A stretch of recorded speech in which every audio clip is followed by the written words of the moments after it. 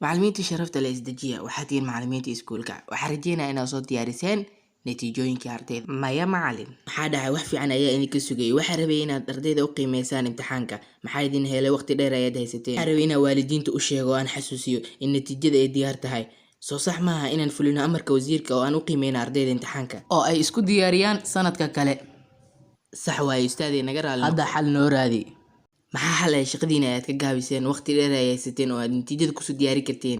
Macallin hadda way naga dhacday naga raali noqo. Hadda maxaa xal aan sameynaa? Xal ayaad doonaysaan? صح؟ ها رايت.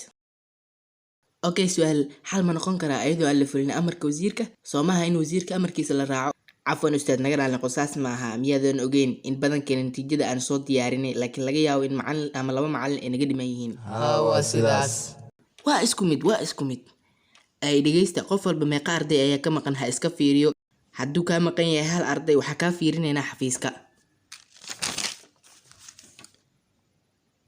aniga sidaas sax maaha arday ayaa natiijadooda iga maqan maya sax maaha hoos ka fiiri yacni qaybta hoose ka fiiri saas maaha aniga xataa waa iga maqan yahay adigu waxaa tahay macalinka xisaabta guud ahaan hadda waad keenaysaa natiijada isbuucan oo way diyaar garoobaysaa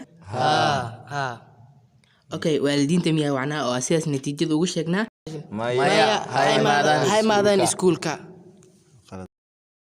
okay soo dhawow macallin soo dhawow cabdishakuur noo sii fur xafiiska kani wuxuu ka socdaa wasiirka waxbarashada mudane goodax bare maxaa idinku dhacay kani goodax maaha ee waa wafdi ka socda wasiirka maxaa u kala cararteen dabcan maysan diyaarin natiijada waxaa la rabay inay la soo dhaqsadaan wayna la soo daaheen waa sidaa dabcan cabdishakuurow ma inoo diyaarisay qolka xafiiska adna ina keen